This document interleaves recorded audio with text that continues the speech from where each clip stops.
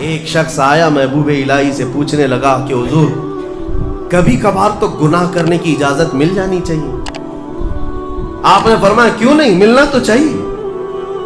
وہ خوش ہو گیا، کیا گناہ کرنے کی اجازت ملتی ہے؟ کہا بالکل ملے گی میری طرف سے۔ خوش ہو گیا، کہا کہ حضور بتائیے کیا ہے، کیسے کر سکتے ہیں؟ کبھی کوئی کبھار چھٹی تو ہونی چاہیے گناہ کرنے کے لیے، ہفتے میں ایک بار، مہینے میں ایک بار۔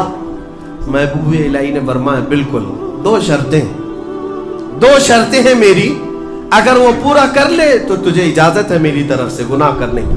کہا بتائیے۔ محبوب الہی نے فرمایا پہلی شرط یہ ہے کہ جب گناہ کرنا ہو تو اللہ کی زمین سے باہر نکل کر کرنا، اس کی سلطنت سے باہر جا کر کرنا، جہاں اس کی سلطنت نہ ہو وہاں جا کر گناہ کرو، شوق سے کرو۔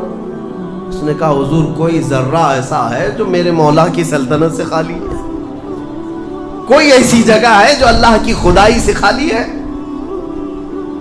پھر اس کے بعد اس نے کہا یہ تو ممکن نہیں کہ اللہ کی زمین سے باہر جاؤں، اس کی سلطنت تو ان کہکشاؤں میں بھی ہے جہاں ہماری بھی پہنچ نہیں، اور رب تبارک و تعالیٰ ہی کی سلطنت میں ہے سب۔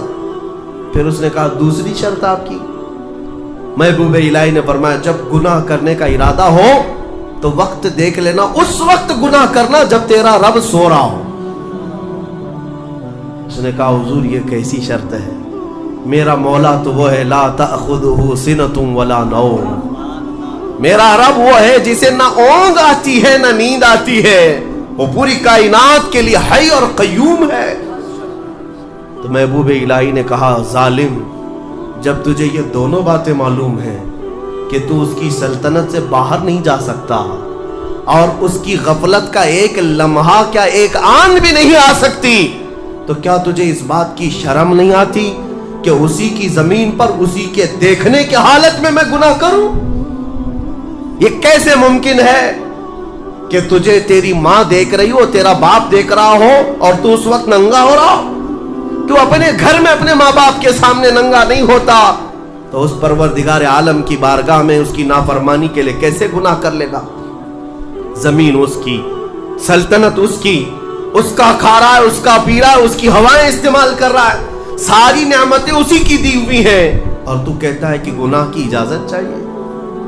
اور پھر اللہ رب العزت ایک آن کے لیے بھی جب غافل نہیں ہے تو کیا اس بات کی شرم نہیں آتی کہ رب تعالیٰ دیکھ رہا ہو اور اس وقت تم گناہ کر رہے ہو؟ عزیزان گرامی، یہی وہ عبادت کا اعلیٰ درجہ ہے جو محبوب الہی نے سکھایا کہ کسی کے اندر یہ دو تصور آ جائیں کہ میرا مولا ہر گھڑی مجھے دیکھ رہا ہے اور میں جہاں جاؤں گا اسی کی سلطنت میں جاؤں گا، یہ اخلاص ہے۔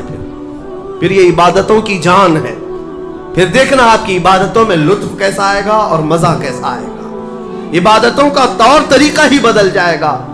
ہاں یہاں آ کر کے پھر نماز میں حساب کتاب نہیں شروع کریں گے، نماز میں آ کر کے بازار کی باتیں تمہارے دماغ میں نہیں گھومیں گی، امام پتہ نہیں کیا پڑھ رہا ہے، مقتدی کہیں اور پہنچا ہوا ہے۔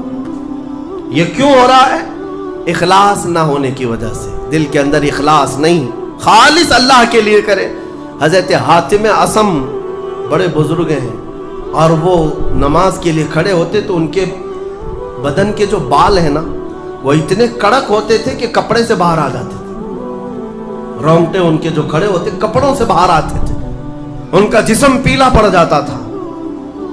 جب اذان ہوتی تھی تو ان سے پوچھا گیا کہ آپ اتنا کیوں ڈرتے ہیں؟ کہتے ہیں دنیا والے بادشاہ اگر طلب کے لیے بلا لے تو ڈر ڈر کر کے جاتے ہیں کہ میرا کیا حساب ہونے والا ہے، اور وہ شہنشاہ اعظم جب بلا رہا ہے تو میرا دل خوف سے لرز جاتا ہے کہ اب میرے ساتھ کیا ہونے والا ہے۔ وہ میرے ایک لمحے سے بھی غافل نہیں۔ بادشاہوں کو ہیلے بہانے کر کے تم بچ تو سکتے ہو، اس کی بارگاہ میں کہاں بچو گے؟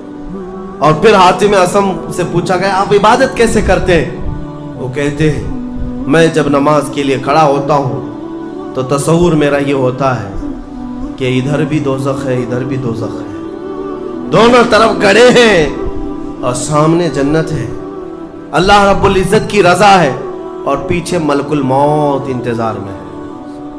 اس تصور کے ساتھ میں نماز پڑھتا ہوں کہ اگر ہلوں گا تو ادھر جہنم کا گڑھا ہے، ادھر ہل گیا تو ادھر جہنم کا گڑھا ہے، مجھے بڑھنا ہے میرے مولا کی رضا کی طرف، اور ملک الموت اتنے قریب آ کر کھڑا ہے کہ گردن پہ ہاتھ رکھا ہے، اس لیے میں اپنی ہر نماز کا ہر سجدہ آخری سمجھتا ہوں، اس کے بعد شاید ملک الموت مجھے اٹھا لے۔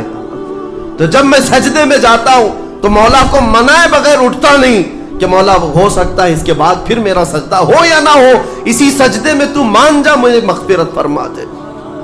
یہ نمازوں کا بھی طریقہ ہے، یہی اخلاص ہے۔ اللہ کریم ان سب کی حفاظت فرمائے، ہمارے اس شہر میں امن و امان عطا فرمائے، ہم سب کو محبتوں اور الفتوں کے ساتھ زندگی عطا فرمائے، ظالموں کے شر سے مولا ہمیشہ ہماری حفاظت فرمائے۔ وآخر دعوانا الحمدللہ رب العالمین۔